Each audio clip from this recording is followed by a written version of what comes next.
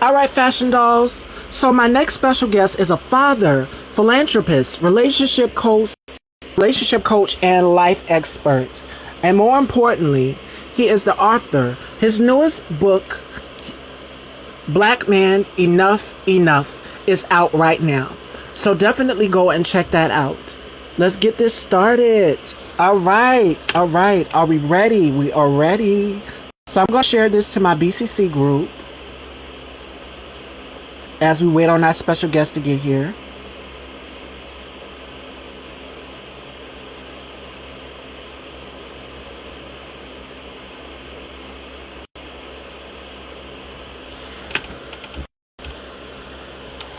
All right, fashion dolls, welcome.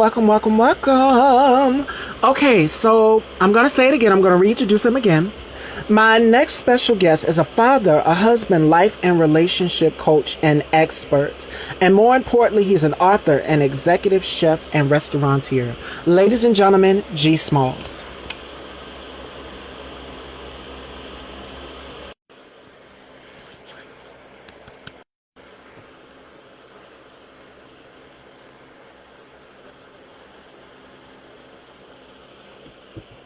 Hi.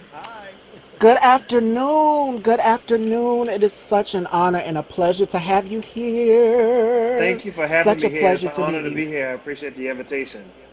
You are so welcome. So let's get right into it, ladies and gentlemen. Our guest is here, G Smalls. He is an author, philanthropist, life and relationship expert, Hmm. and more importantly, you're an executive chef and restaurateur, and now you have author as well too. So tell us Yes. about your book, Black Enough, Man Enough. Okay, so the book is called Black Enough, Man Enough. The byline is embracing my mixed race and fluid sexuality, and it basically journeys my life and talks about my experience growing up as a biracial black man in the deep South, in the oldest black culture of America, and what it was like growing up with a white mom and trying to identify and be black enough. You know, growing up in a black environment, continuously trying to be black enough, and what that was like for me. So it talks about that. It also talks about my sexual fluidity and the fact that I've been attracted to men and women over the years.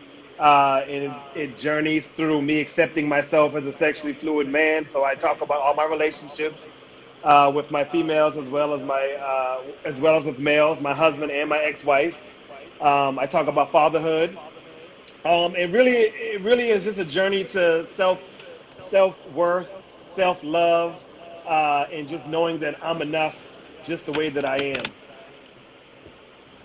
And this book itself, and just from the introduction that you gave me, it speaks to so many people because there are so many people out here who struggle with accepting themselves, especially for us Mm. in the LGBTQ community. There are people out here who are not getting acceptance from their family members or loved ones, and they're being shunned from their homes, and they're being outcast and pushed to the Mhm. side. So, what advice would you give to them? You know, for me, I think it's kind of hard to speak for other people's experiences because I've been blessed to have a family that, although it took me a while to even discuss with people who I was, because I had accepted myself, I was blessed to be in a family that did not shun me and did not deny me for who I am. And, so I know that's not a lot of people's experiences, but it was mine. But what I can offer them from my experience and knowing what the journey is like and just trying to accept yourself and your differences is to not fight to be like everybody else, but fight to love who you are, just how you show up differently. Because we put so much energy and effort into trying to be like them, in which we will never be, instead of putting energy and just accepting who we are. And I think if we took that route instead, we can save ourselves a lot of heartache. Yes, and more importantly, you've mentioned owning your sexuality, and that's another thing, people have to realize as well too. There's nothing wrong with being sexual fluid, you know what I'm saying? But Yeah. the thing is, people look down upon it, especially like you said, growing up in the South. Like they try to shove the Bible down your throat so hard with, Hmm. oh, it's a sin, this is an abomination. I didn't raise you like this, especially mothers. And my mother's a Christian woman, my grandmother's a Christian woman. And the thing Yeah. upon them is they love and accept people for who they are. They don't judge because they don't want people judging them. And Correct. I think it's so hypocritical when you got people out here that are saying, oh, well, you know, I'm going to judge you, but I don't want to get judged. And it happens in the Right. church, in the pulpit, every single time. It does. I grew up, I mean, that's how I grew up. Well, I didn't grow up in a strongly religious household. I grew up in a Christian household, and I grew up to know what was biblically correct and what was biblically wrong. And a large part of my journey was uh, unteaching myself those things and unteaching myself that who I was wrong. And so I had to take that journey, and that took me walking away from the Christian church and realizing that, you know, my connection with God is my connection with God. And so, I mean, I think that I'm kind of hopeful and that it's kind of changing from when I was younger. I think we have a lot more exposure. I think we have a lot more in media now. Yeah. And so I'm hoping that it's not as tough as it was for me. But at the end of the day, struggle is struggle. If you don't accept yourself, it's going to feel the same. So, Exactly, and I agree 100%. And everyone's experiences growing up in the LGBTQ community is completely different. I know for me, my mom, I came out at 16, and my mom, she just asked me, and she was saying this. She said, do you like men? Do you like boys? And she told me to be upfront and honest with her because moms know, they have that intuition, they have that gift because they're hmm women, so they know automatically. And she just said, I won't love you any less. And ever since then, our relationship throughout the years now has been amazing. Like, that's me and my beautiful. mom are so close. And everybody say, you're so much like your mom with your mannerisms, the way you act. Me and her look just alike. Yeah. So I'm like, okay, I'm not Miss Jeannie now. I'm Miss Yeah. Stevie. Yeah. It's something Yeah. completely different. But I want people to take something from this conversation that me and G Smalls are having, which is about acceptance. Yeah. Learning to accept yourself and appreciate yourself. And more importantly, we're going to talk about love a little bit because, you know, so many people are so quick to give their heart when they come from broken homes. They're so quick to give their hearts away to people. What advice would you give to these people who have come from broken homes and thinking that, you know, if I find someone that is like, you know, some women, I'm going to say this, some women go out here and they look for what's called, that's someone like that's almost like their father, you know, that's going to hmm protect them and mold them and make sure they're in the right path. And some women feel as though if I find this characteristic in a man, that it's going to go well. So, what are your outtakes and your thoughts on that? Well, here's what I know about relationships. We tend to date the people that are most like the people that raised us, our parents. And we tend to find that same kind of uncomfortable love, if you will. A lot of us grow up in household that doesn't have the what we would think of as love and nurturing, but they grow up with certain habits and conditions that are Oh, normal to them. yeah. So we seek those. We seek that because that's comfortable. But I think that we all, especially when you're not accepting yourself, we all look for acceptance in our partners, just like we look for acceptance in our parents. We tend to transfer that over to our partners. So now we're into a relationship, and now we're looking for that approval from our partner. We're looking for that advice for our partner. We're looking for that nurturing from our partner. It's almost like a transfer. So the first thing I want to say to people is that that's normal. I don't want them to think that something is wrong with them because they're possibly seeking these same type of things you might seek in a parent. I think that's normal. Um, but you know where you must change that is that you must realize that those relationships are there for you to be a reflection of yourself. You know, a lot of times we get in these relationships and we make it all about the partner and what the partner is doing and how the partner is supposed Hmm. to love us, etc. But we're not going into that relationship as a mirror for ourselves to learn about ourselves. And I think the more that we learn about ourselves, because we're gonna get into these relationships. I never tell people don't get into the relationship because you're not ready or you're too broken. I don't tell people that because it's natural to want that companionship. You just must be aware in these relationships that you are constantly trying to work on and grow yourself because the more you do that, the more you're going to love yourself and the more you're going to not rely on other people to validate you in these unhealthy ways that we often get in relationships doing. So don't feel bad about it. Just realize it and be aware of it and make it about you. That's what I tell people. And to add on to that, I kind of look to the side because I'm like, wow, he's speaking to me right now because I, as a woman, I kind of do the same thing. I kind of look for that when Yeah. I'm dating guys, someone that is going to be like my father in a way that is going to protect me. And the thing is, you have to want somebody that wants your heart, that's true and genuine Yeah. for you. Don't just give it Mm-hmm. away because, oh, I want to be in love. I want to be in a relationship. I'm tired of being single. It has to Yeah. be somebody who is more compatible and fit for you.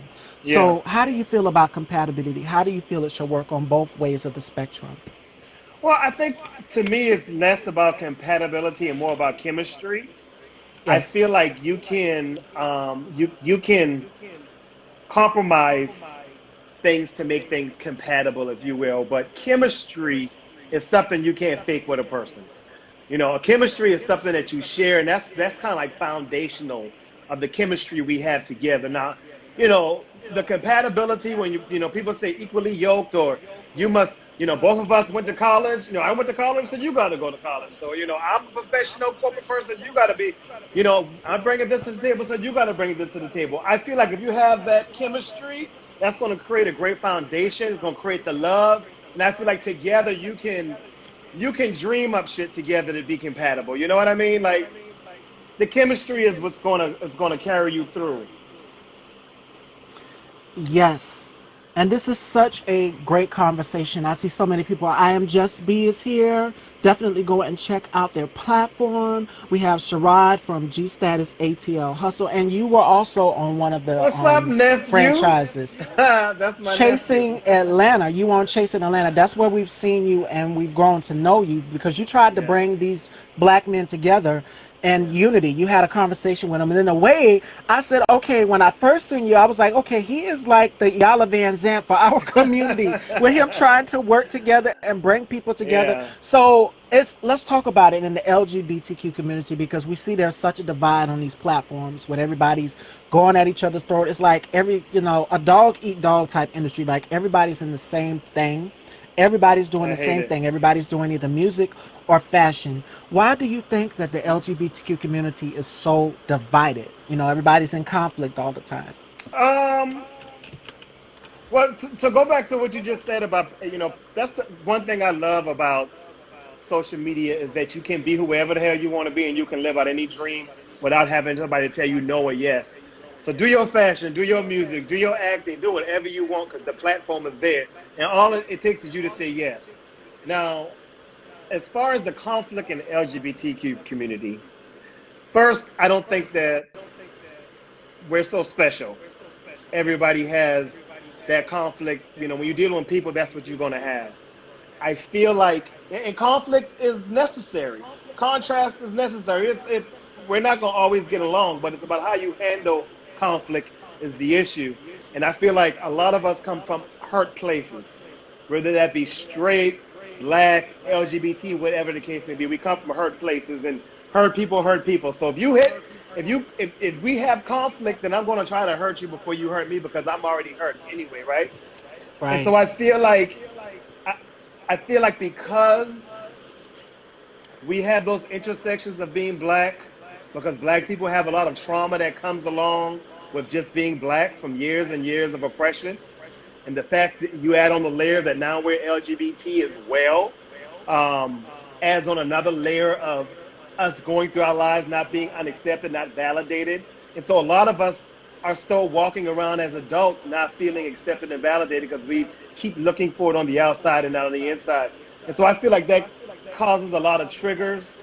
It causes a lot of the reading and the shading culture that we live in. Now it's become just everybody wants to read and shade. If you know how to read somebody, man, that means that you got skills or something. Like that's just how it is. And you have to realize now, not many of us, but a lot of us, when we were younger, because we were LGBT and because we might not have been like other boys, our mouths carry us a long way because we can cut somebody in a minute. Like that's how we protected ourselves. And what we don't realize in adulthood, we don't need that protection anymore. They can't hurt us anymore. You know what I mean? When you're a child and defenseless, you have to do what you can to survive. So the ego kicks in, which you're going to protect yourself. But in adulthood, you don't have to do that anymore. You don't have to deal with people that don't respect you. You can walk away. You can tell them how you feel and walk away. So I think that we just don't get to that knowingness and to the healing for us to not be able to attack each other so much.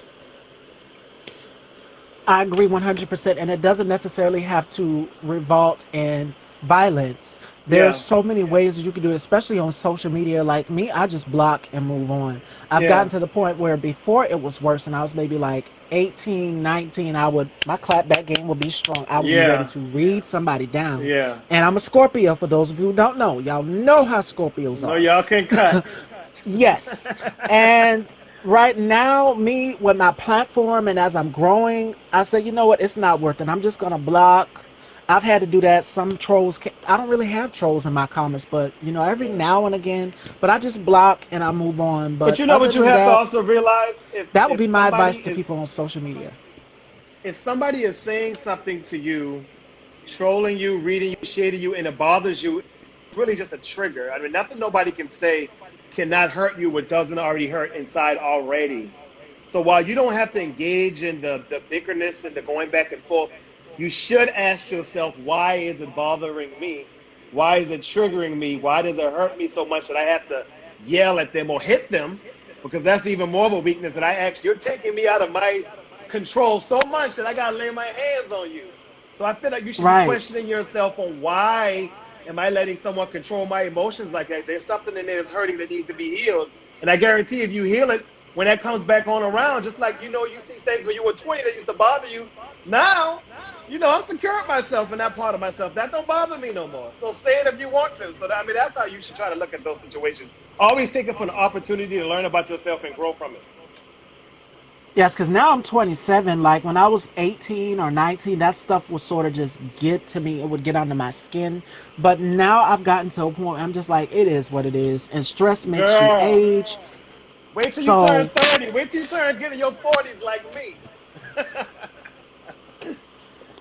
yes, and I'm still growing. I'm still growing. For yes, I put my age out there for those who didn't know. I'm You're a 27. baby. You're a baby. Yes, and people are just like, you act so mature for your You age. do. Because of growth. Because of growth. Like I can't keep doing the same things that I was doing when I was maybe 18 or 19 or 16. Yes, you could get away with it. You can learn from it. But you take Yeah. these mistakes, and that's the thing. A lot of people think that, oh, well, I don't have to look back in my past. And that's another topic I wanted to ask you about as well, too, is, people's past think that, oh, well, I don't have to look back in the past. I can just move forward. When your past is going to be a part of you, it is going to be a part of your history. It's going to be a part of your life. You're going to have to live with this. Yeah, it's going to fester if you don't deal with your past, especially those hard parts that we don't want to deal with. It's going to sit and fester. It's not going to go away. It's going to come out as triggers when somebody reading and shading you. You taking all that pain that you've never dealt with out on the other person, and it especially shows up in your relationships. It definitely shows up in your relationships. I've been with my husband for over 12 years now. When I tell you that these past 12 years, this relationship has caused me to grow in so many ways that I'm not even do outside of the relationship because we're constantly with each other. We're constantly dealing with them. So we're going to constantly have contrast, and he's constantly going to show me a mirror, and you start realizing patterns within yourself, and then you realize it's not about that person, but just about you. You know what I'm saying? So if you always popping off, you popping off at Jamie, you popping off at Susan, you're popping off at Derek, that don't got nothing to do with them, it has everything to do with you. And so it's your job to figure that out because it's going to come up. Yes, and you have to live with this. More importantly, Yeah. another thing I've mentioned, Iyala, one thing Iyala Van Zandt, she does, and Imani Van Zant, she does, is she makes you think. She makes you kind of sit in it. And she makes you kind of think about it for a minute. You have Yeah. to live with this. You have to come to terms with it. It's like fighting a demon. I would say it's more like fighting a demon and trying to tackle a demon right now. And we know who the demon in the White House is, who shall remain unnamed right now. But it's like trying to take down a demon. Like you have to live with this. And the way to Yeah. take down a demon is to own it. Take accountability. And what are your thoughts on accountability? Because there's so many young people out here, like I'm not young, I've just said I'm 27. There's so many people my age that are out here that are doing things and do not want to take accountability for it. Well, I mean, I don't think that's an age specific thing. I mean, it's people in their 20s, 30s, and 40s that's not taking accountability. But what do you do? What do we do with that? What do I do with somebody who I feel like is not holding themselves accountable? One, I feel like it's a judgment. I'm judging them. I'm telling them they're not holding themselves accountable, whatever the case may be, right? And I have a 19-year-old son, so I'm constantly have had to deal with this over the years. I don't think it's our. We can always share with people with our opinion, um, but who are we to try to hold anybody accountable? I mean, if they're not going to hold themselves accountable, I don't know what we can do to make them hold themselves accountable. And I feel like it's wasted energy to try to make them do so. You either choose to be around people like that, share your space with people like that, or you don't. It's some people will go their whole life without holding themselves accountable. You know, And those are the people that typically plays the victim, and I choose not to really be in relation with people that's going to be playing the victim anyway, because that's somebody who's not willing to be self-aware, and I don't care to be around people like that. And not only that, but people have to realize that your conscience at the end of the day is going to haunt you. And Yeah. there have been times when I've said things like in the LGBTQ community, we say things and these, you don't even have to fight people. Like your words can cut so deep. But Hmm. I've said things to people who, who I thought were in the wrong.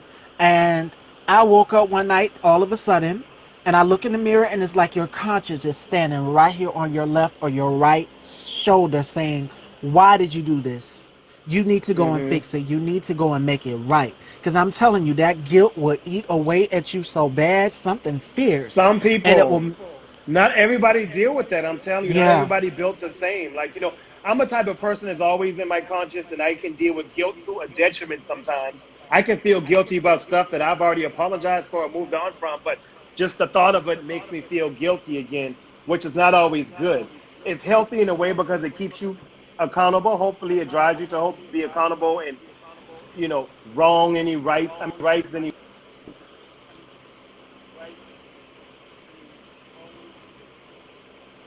can move along life and have no guilty conscience. I don't know, but a lot of people walk around and they don't have that guilty conscience. I don't know what to say about that one. Okay, Nutty Nard says social media allows us to be in our own world. It is so easy to disregard people who don't agree with us. Right. Hmm. You can't It all the, is. I mean, you're going to have people who are going to be out here, like yes men who are going to say, yes, and you did this or you're doing this right, or I agree with you 100%. So, I mean, sometimes there's power in the word no. And that's what another thing I want people to realize also is that there's power in saying no. And some people look at it saying no as like, oh, well, am I going to be a bad person? Will this person hate me? I have no hate in my heart for nobody. But there comes a time and a place where you have to say no. You have to draw the line somewhere to an extent when it comes to certain situations. Uh-oh, we're losing G Smalls. Wait a minute. IG is tripping. There we go. There he is. We're Yeah. talking about the power of the word no. How do you feel about that? Because people feel as though they have to say yes to please people when there is power in the word no. Well, I can relate to that because I've balance that, if you will, with a balance of being nice. But I realized that the reason why I was such a people pleaser is because I needed acceptance and validation because I wasn't accepting and validating myself. And so I needed that from people. So I pleased people in order to get it. I was the type of person, if somebody didn't like me, like I needed to figure out why they didn't like me and try to make them like me. And that's being fake. It really is just being fake. It really is being self-fulfilling and trying to get at my own validation. And so when I realized that and when I was able to validate and accept myself, it doesn't makes it so hard for me to tell people no. Now I'm very good at it. I'm very good at protecting my space. I'm very good at protecting my time and saying no. So, when you have those problems, that's what you have to look at. That's just a self-worth issue. And there are some people who are out here who do not have the confidence to, know their worth and more importantly, love themselves. Lack of that and they struggle. It comes from self-hate. You know, hi Alex Jante. Make sure you guys go and check out The Assistant. The link is in my bio. Go and check out The Assistant. Amazing film. But right now we're talking about self-love. And more importantly, holding people accountable. So this is a conversation that people need to have because there's so many people out there who do not feel like they're worthy. They've had people who've broken their self-esteem down, who have made them feel less than a person, and they feel as though I'm not good enough. They look in the mirror and they say, I'm not good. So what would be your advice to these type of people? Because I know it's so hard. Read my book, Black Enough, Man Enough. Because the book really is about just knowing that you're already good enough. One thing that helped me tremendously, and I feel like we have such access to it now, I don't think there's any excuse not to get into it, is therapy. Therapy. I started seeing a therapist when I was maybe 21, 22, and I've been seeing one ever since. I've done it with my husband. We go to couples therapy, but I feel like people don't go to their therapist enough. You know, we put money into our bodies, into gym, and healthy foods and supplements, but we don't put enough money and invest enough money and time into our mental health. And even with everything is on Zoom these days, there's lots of programs out there these days where you don't have to make a lot of money to see therapists. And I think that that's one thing that our community should all be in, is therapy. Everybody needs it. You know, you go to the doctor for your physical health, you need to go and see somebody about your mental and emotional health as well. Thank you, Alex. And I'm going to say something else to that extent too, because I have the conversation about us as African Americans and mental health. I did an interview with actor Amen Joseph from the hit show Snowfall, and I had the conversation with him about mental health. And he said in the interview, and quote, he said this. He said that some black people have the slave mentality where they feel as though, and I'm going to bring religion into this, some people feel as though, oh, we got to pray to God. Yes, you can pray to God. God can heal you. But you have to be, faith without work is there. You have to be willing to do the work. And there's nothing wrong with going to therapy. There's nothing wrong with going to see Dr. Phil. There's nothing wrong with going to sit down and talk about the issues, because they are skilled. There are some people out there, yes, you can talk to them, and it's that temporary fix. Like alcohol or smoking can give you a temporary fix. That's not going to solve anything without doing the work and without getting the help. Right. So go to therapy. Yeah, go to therapy. Pastors are great at what they do, but they're not therapists. They're not trained to deal with mental and emotional health.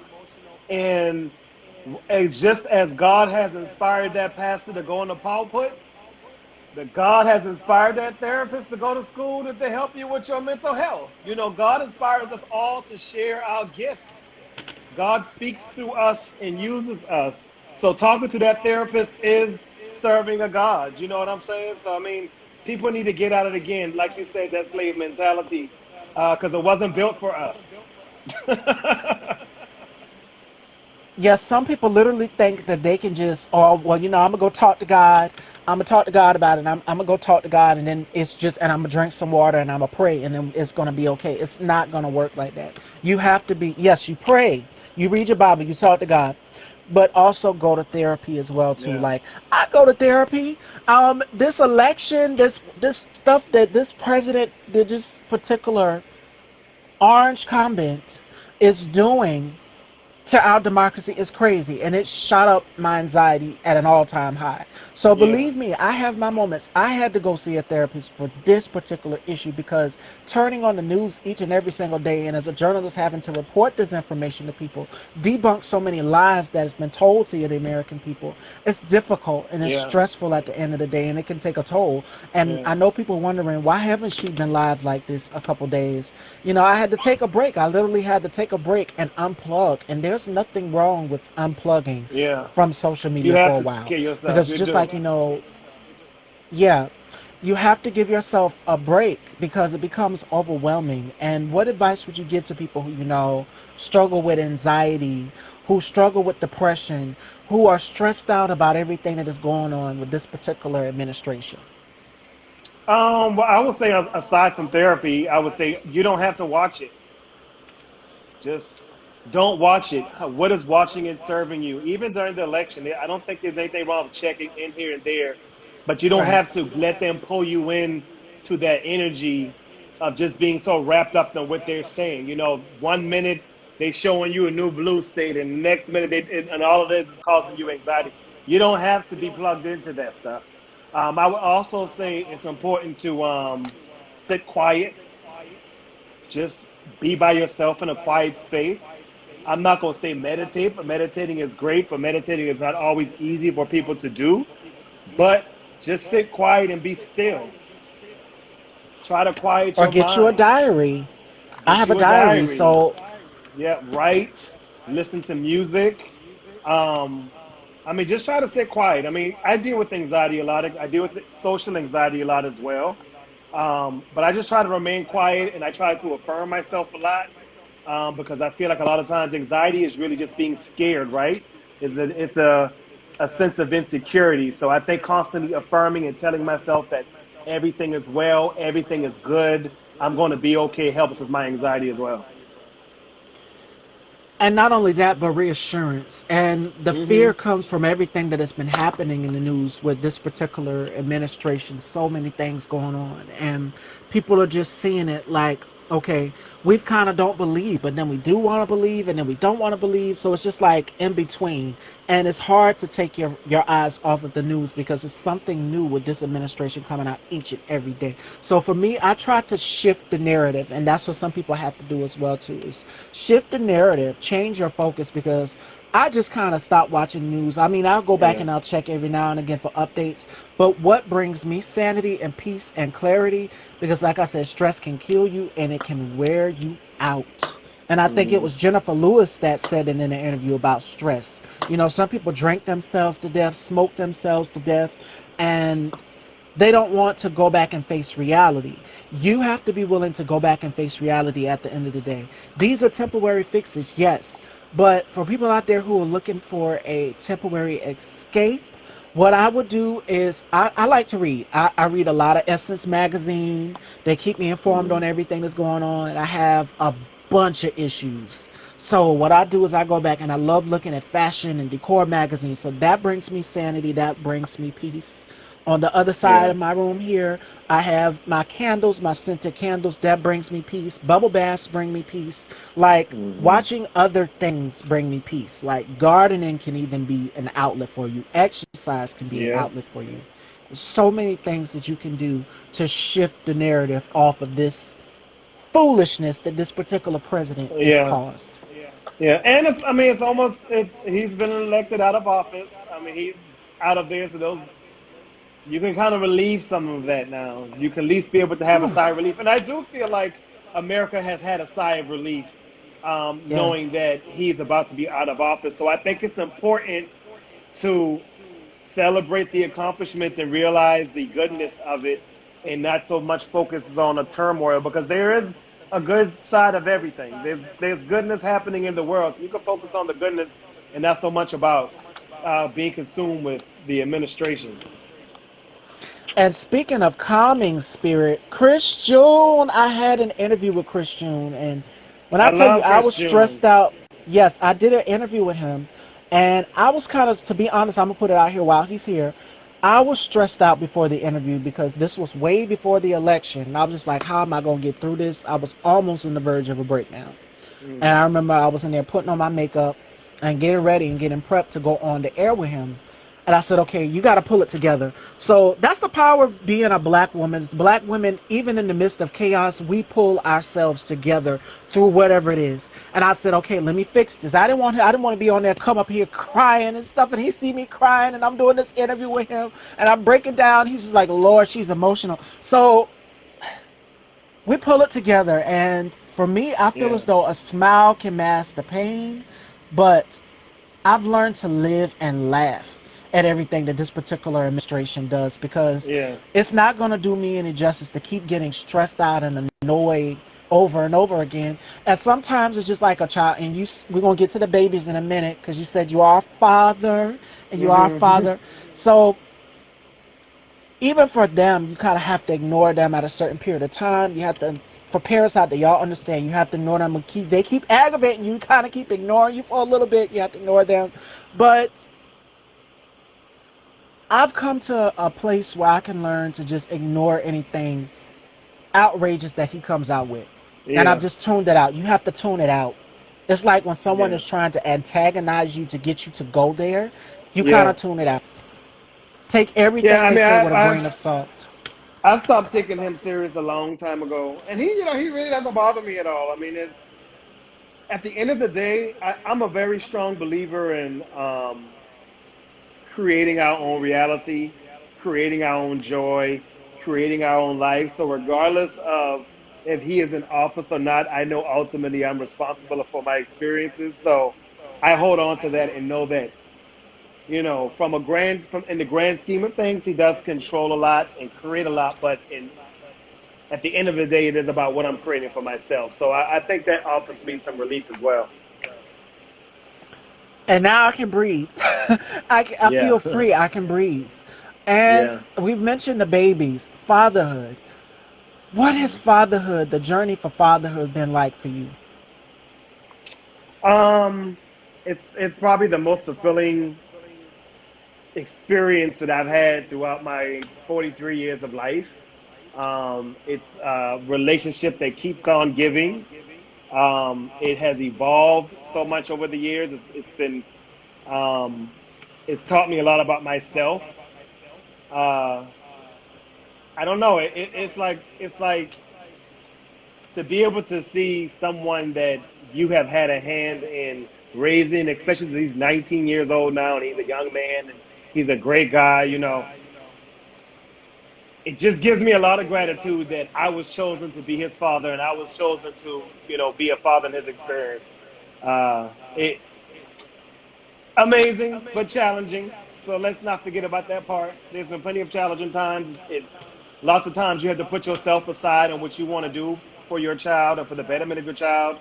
Um, you also realize mistakes that you've made along the way and ways in which you might have not had the best impression on them, so you have to deal with that.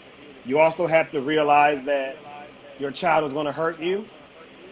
You're a human. They're going to hurt you.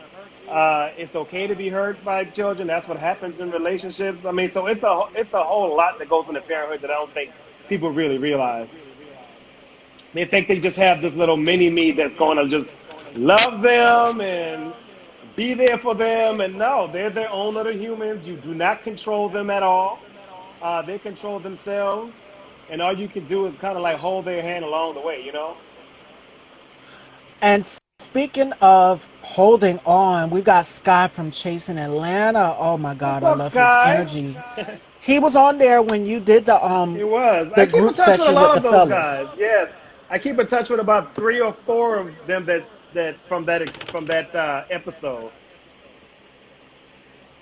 And the thing about it is, for parents out here,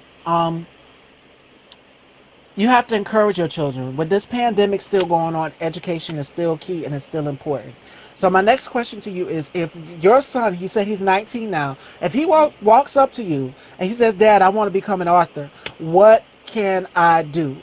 What advice would you give to him? Well, he's already said that, so that was a good question. That he wants to write a book about his experiences as a son of a same gender loving father and what that was like for him. And so I just encourage him to do it. I give him since I've written a book, I've given him some steps that he can take to start if he's really serious about it. But I see my job as providing the tools and encouragement for him to do whatever he wants to do. So I don't care what he says he wants to do, as long as he's not hurting anybody or himself. I'm going to give him the tools and encouragement to do it. And I have to remove myself from what I may desire. It really is about them. Especially in my generation, it was all about your child graduating high school and then they go to college. That was like your level of success as a parent. But like now things are changing. My son didn't want to go to college. So that was something I had to deal with. Like, oh my gosh, like, am Ooh. I not successful as a parent because my son doesn't want to go to college? No, I had to get out of my own ego, my own insecurity. because even I know that college to me is not where it's at anymore, unless you're going for specific things like a doctor or a lawyer or certain things you must go to school for. But college is not always where it's at. So it's my job to support him in his entrepreneurship and give him the tools that's going to help him to succeed. So Right, in his career and later on down the line. Like, hmm this is important, and children have to realize that they have to take hope and inspiration from their parents because so many people have died from this pandemic. Some people have lost their moms, some people don't have their dads, and it's difficult for them. They have to live with this. Please yeah, encourage your son to write that book. I I'm so am. sure I that's am. from Nutty Nerd. I'm Yeah. sure it is I'm so always, needed. I'm Right. always, I'm always talking about it. We're actually about to start a podcast together as well, and having father son conversations. So that's going to be coming up probably in December. But I feel like he's going to do it. I always tell him he has a very powerful voice, a very powerful story to tell. And I know that people will appreciate his story. And he will already have a shoe in on book sales because whoever has read my book is probably going to want to read his book too. So he already got a automatic supporters right there. So you might as well do it. There you have it, ladies and gentlemen. That's been revealed. G Smalls and his son are doing a podcast, so that's breaking news. So y'all got that. It's on the record. But more importantly, That this is breaking news. conversation. I haven't told anybody that publicly. So that is breaking news. And another thing, this conversation that we're having right now, and encouragement, is that we have to encourage people to know that there's hope. There's hope. It might seem chaotic like right now, but trust me, every story has a happy ending. Trust. It might seem like a nightmare, a circus right now. But trust me, when it comes full to, because even sometimes for me, some things will be like, okay, is this deja vu? Can I be imagining things? Could I just have this feeling like I know that something's going to happen? And I've caught the narrative. It goes back to what I was saying in the beginning about shifting the narrative and changing it to know that it's going to be positive. And Scott says, I'm so here for that. G is someone whom, when he speaks, we listen. Exactly. That spirit, Oh, that common spirit. thank you. Thank you. I appreciate that. And I doubt myself a lot too. I go through self doubt too.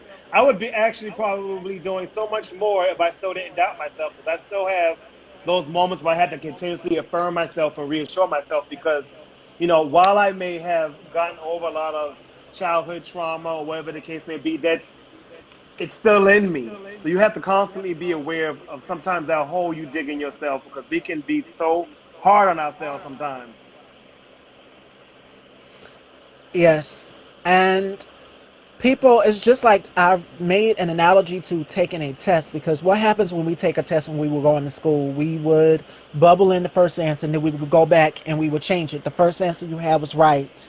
You know it, but then you go back and you change it. You're second guessing yourself and you're doubting yourself. You don't believe. So you have to believe Yeah. and know the change is going to come in America. And I think it's coming. It's slowly peeking in the horizon, but with all of this chaos, all of this smoke, all of this danger, all of this stuff going on, behind it is going to be some happiness. I can Yeah, we, guarantee you. we So it might seem like, go ahead, I'm sorry. I was just gonna say we have to realize that the chaos was necessary for the change of what's to come.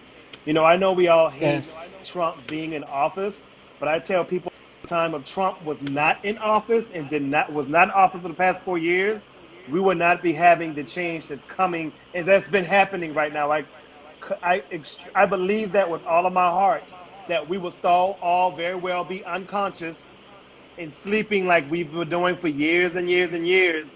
And it took someone like Trump to get in the White House to wake our asses up to the change that needs to happen. So we should be grateful for at least that part of what he's brought because we wouldn't have this change. People wouldn't feel so comfortable in their hatred if and wouldn't be revealing themselves if it wasn't for Trump. So I believe he was necessary, and I appreciate him being there because of the change that's happening and the change that's still to come. Yes, and we still have a lot more work to do. So, ladies and gentlemen, please do not give up. We still have a lot of work to do. Yeah. More importantly, we have to keep encouraging our children, even though they're being homeschooled right now. Catalyst. What you mean, two tears in a bucket? And we're going to take some questions from the audience for G Smalls. If you guys have any questions, you And he can put it was, in the. Go ahead. I'm sorry. yeah, he was saying that Trump was the catalyst for the change. Yeah. I'm going to quote Maya Angelou on what G Smalls just said, because Trump's presidency not only bought that, but it pulled Nathan Hale Williams. I don't know if you guys know who Nathan Williams is. Close friend of Jennifer Lewis, and he did the film with Rockman Dunbar and Loretta Devine from Waiting to Exhale, Dirty Laundry. He said this when I had him here guest co-hosting with me. Trump's presidency pulled back the veil on racism. And Maya Angelou said this in a quote: when a person shows you who they truly are the first time, believe them. And people are now showing you their true form of racism in America. It's been hidden. It's been behind closed doors for the longest.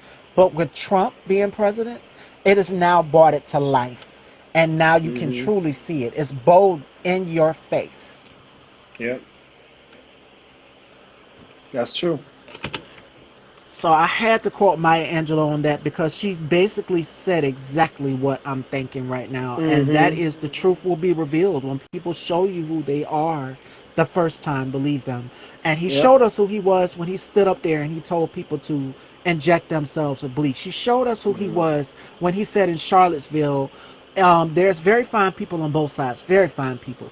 He showed himself who he was when he questioned the first black president, where were you born, are you an American citizen? He showed us who he was when he walked out at the press briefing when he was asked about the deaths of coronavirus that is now in 11 million. He showed us who he was. He knew. Hashtag Trump knew. Yeah, I think we have to be careful in making, Trump the end all be all, because Trump is just showing you who America is. This Trump is nobody new. This is the fabric of America. And so we can easily point the finger at Trump, but this is who America was all along. You know what I mean? And so we have to be careful with just making this thing out that just because it's Trump's face, this is just America, period. So try to be careful in getting too wrapped up in the Trump world, especially since he's about to go. So let's not even talk about Trump no more. Yes, now's the time to be slow, to celebrate and be liberated. But more importantly, social distance, wear your mask, and please stay safe. This thing is killing us at a disproportionate rate. So please take this serious. This is not a hoax. We have to make sure that our babies are safe and our families are safe, especially with the holidays coming. So do we have any questions for G Smalls before we wrap it up? Because I can't keep him. I know he's a very busy man. I really thank you for having me. I really appreciate it.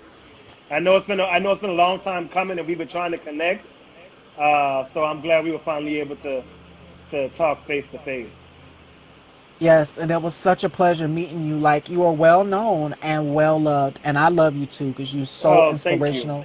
And you have this energy about you that people I feel calm doing this interview with you. I feel safe doing this interview with you, and I'm admitting this here, because with everything that's going on, I was stressed out for the past couple of days, because turning on the news, he done something crazy.